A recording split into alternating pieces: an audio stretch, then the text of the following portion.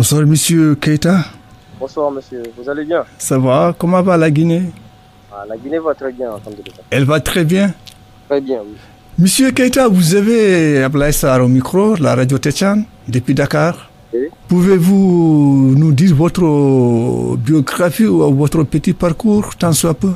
Bon, le parcours il n'est pas ça, mais pour commencer, je suis Keïta Mohamed. Je suis au cabinet du président de la NVGA. Et pour l'instant, je suis étudiant à l'Université Mercure Internationale en L3. Donc, présentement, est-ce que vous pouvez nous prédire ce que signifie la NVGA? Bon, pour ceux qui ne le savent pas, la NVGA, c'est la nouvelle vision pour la Guinée et l'Afrique. Et c'est une politique citoyenne et réformatrice et panafricaine, née de la volonté de répondre aux aspirations profondes du peuple guinéen et plus largement de la jeunesse. Mais pourquoi la... Oui, je vous écoute, je vous entends très bien. Je disais, la NVGA, c'est une formation politique citoyenne réformatrice et panafricaine, née de la volonté de répondre aux aspirations profondes du peuple guinéen et plus largement de la population et de la jeunesse africaine. Mais pourquoi... Oui, allez-y. Je vous écoute, je vous écoute. Mais pourquoi la NVGA porte le nom de l'Afrique? Ok. La NVGA, pour nous d'abord, c'est bâtir la Guinée, une Guinée moderne, juste et prospère. C'est ce qui est ancré dans nos valeurs. Et nous sommes tournés vers l'innovation et engagés dans l'unité africaine. En une gouvernance aujourd'hui nouvelle, fondée sur l'intégrité, la compétence, la justice, partout où nous soyons, et la participation active de tous les citoyens, en particulier des jeunes et des femmes africaines. Voilà. C'est un peu ça. Des jeunes et des femmes africaines. Allô?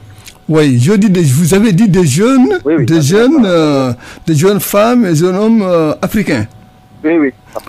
Est-ce que ces jeunes qui sont au niveau du NVGA, est-ce qu'il y a parmi eux des intellectuels?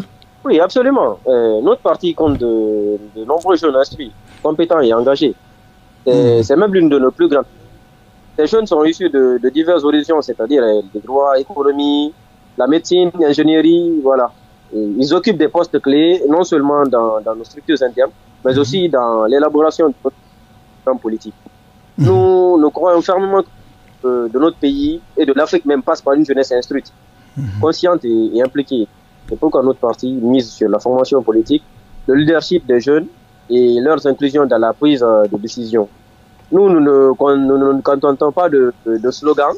Que nous, les jeunes, ne sont pas relégués à des rôles secondaires, comme le font d'autres partis. Ils sont des acteurs part entière du changement que nous. Voilà. Ouais. Donc, vous voulez dire que la NVGA est majoritairement représentée par les jeunes? La jeune féminine, bien sûr. Oui, je dis la NVGA aujourd'hui, une fois au pouvoir, nous sommes basés sur la jeunesse et la jeune féminine. D'accord. Maintenant, monsieur Keïta, oui? Comment jugez-vous le mandat de dépôt d'aujourd'hui même, si j'ai une bonne mémoire en Guinée, le mandat de dépôt de monsieur Aliouba et les autres jeunes qui dorment dans les prisons jusqu'au moment où je vous parle? Bon, là, je comprends. Bon, d'une part, je peux comprendre ça, c'est la justice et c'est une décision qui est au-dessus de tout le monde. La justice, comme le disons bien, c'est la boussole. Et le dépôt du mandat contre Aliouba, opposant guinéen, c'est un acte politique fort qui mérite d'être analysé avec sérieux. En démocratie, un tel geste peut refléter une insatisfaction vis-à-vis du fonctionnement des institutions. Ouais. Un appel à plus nous lançons quand même, la NVGA lance un appel à plus de transparence ou encore une volonté de marquer un désaccord profond avec une orientation donnée. Ce type de décision interpelle sur l'état de dialogue politique dans le pays. Concernant les jeunes qui sont toujours en détention, il est important de rappeler que tout citoyen aujourd'hui, quelle que soit son appartenance politique, a droit à un procès équitable quand même et à la présomption d'innocence. Si ces jeunes sont emprisonnés pour des motifs liés à leur expression ou à leur engagement, cela soulève des questions importantes sur le respect des droits humains et des libertés fondamentales. Néanmoins, il appartient aux institutions judiciaires de faire toute la lumière sur ces situations dans le strict respect de l'État. Le climat politique passe par le respect des droits de chacun et la transparence des procédures et l'ouverture à un dialogue constructif entre tous les... Mohamed, oui? Vous avez dit que la justice est la boussole, la justice guinéenne. Oui, oui. Est-ce qu'elle n'est pas déboussolée?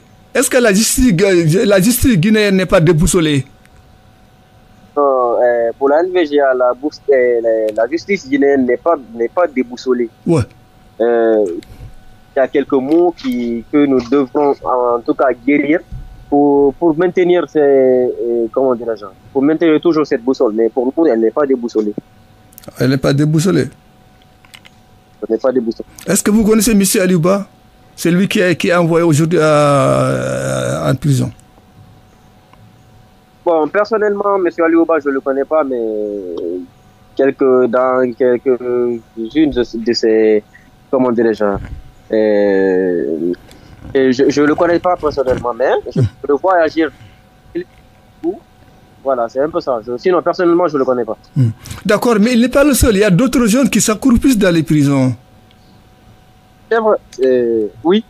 Comme je l'ai si bien dit tout à l'heure, concernant ces jeunes, il est important de rappeler à tous citoyens que, quelle qu'en soit l'appartenance politique, chacun a un droit. Ils ont besoin d'avoir un... pour savoir vraiment ce qu'ils ont fait, s'ils sont coupables ou pas. Mais pour l'heure, nous, la NVGA, nous ne pouvons pas trancher pour dire que vraiment ces jeunes sont là-bas, ils sont innocents ou ils ne sont pas innocents. Nous ne pouvons rien dire de cela. Nous laissons la justice faire son travail. Oui, c'est ça. Vous voulez dire que la PNGA laisse la justice guinéenne faire son travail? Exactement. Nous ne sommes pas contre ce qu'ils font, mais nous ne dirons pas entièrement pour. Parce que en soi, une justice, il y aura toujours des différences. Et nous, la NVGA, nous sommes là, on observe, et au moment opportun, nous allons nous lever, donner le temps pour que s'il y a des insatisfactions, que ça cesse. S'il y a aussi il y a des choses qui ont bien marché, on va le dire. Nous, la NVGA, contre personne, mais nous ne sommes pas pour... voilà, nous ne sommes pas là aussi pour dire que nous sommes pour quelqu'un ou... Voilà, voilà, c'est un peu ça. Oui, là, la Guinée est composée de beaucoup de détenus, à savoir les Peuls, les Soussous et les autres.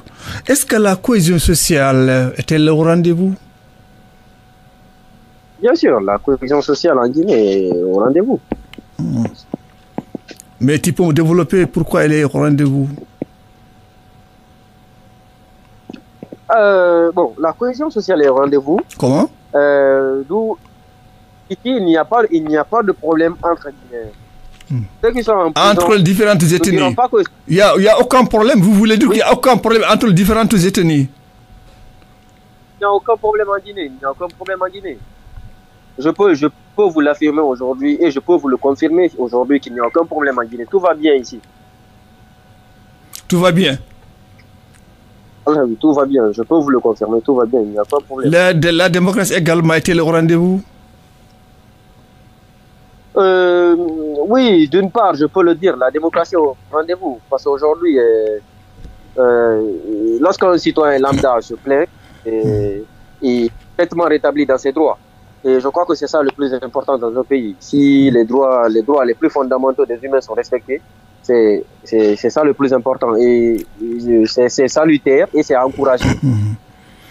Monsieur Keita, c'est toujours Ablaye Sarr au micro. En Guinée, tout le monde sait que la Guinée regorge beaucoup de ressources importantes. Mais pourquoi elle ne décolle pas? La Guinée, elle s'enlise, j'ai l'impression. Bon, sur ce, c'est vous qui le dites, hein, monsieur le journaliste, c'est rectificatif. La Guinée, bien sûr, nous regorgeons beaucoup de potentialités, et voilà, que ce soit sous la terre, et voilà, que ce soit aussi au niveau des hommes, tout va bien ici. Le moment opportun, comme on l'a si bien dit aujourd'hui, le TNRD œuvre à ce que les ressources soient bien exploitées et que ça se profite à tous les citoyens. Oui, mais depuis bien avant, bien sûr, 1958, date à laquelle ton homonyme Ahmed Sékou Touré est arrivé au pouvoir. Mais depuis 50 jusqu'à présent, j'ai l'impression que la Guinée, elle s'enlise toujours. Oui, pourquoi cela? Je ne vais pas aujourd'hui m'apitoyer sur ce qui s'est passé dans le passé, mais ce que je peux dire en tout cas pour développer un pays, et lorsqu'il s'agit d'utiliser ces ressources, on peut pas aujourd'hui faire sorte de minerais, aller les transformer et puis que l'argent la profite dans les poches en tout cas des dirigeants. Et ça, c'est ce qui fait le mal. Là. Ouais. Et il faut que nous soyons conscients, qu'on se regarde dans les yeux et qu'on se dise que vraiment, il faut que le pays là avance. Toutes ces ressources naturelles aujourd'hui qu'on est en train d'exploiter, que ça profite à la Guinée et aux Guinéens. En tout cas, la Guinée regorge beaucoup de ressources. La bauxite en est une illustration véritable. Oui, bien sûr. Aujourd'hui, la bauxite, avant le Canada, je dis le Canada, excusez-moi, l'Australie était devant la Guinée. Maintenant, nous sommes le premier pays aujourd'hui, voilà, qui dégorge plus de bauxite dans le monde. Il n'y a pas. Et je crois bien que aujourd'hui, comment dirais-je, aujourd'hui, le président qui est là et son gouvernement, ils sont conscients de cet état de fait. Et j'espère qu'ils feront de leur mieux et qu'ils feront tout parce que déjà il y a la volonté politique et c'est encourageant, c'est à saluer. Et j'espère qu'ils feront en tout cas possible pour que cela puisse faire avancer la Guinée, même si c'est pas à 100%, mais au moins qu'on puisse voir le chemin du développement. Et je crois que c'est ça le plus important. Monsieur Keïta, est-ce que la presse guinéenne n'est pas muselée? Est-il vrai ou faux? Elle est muselée ou elle n'est pas muselée? La presse guinéenne? Oui.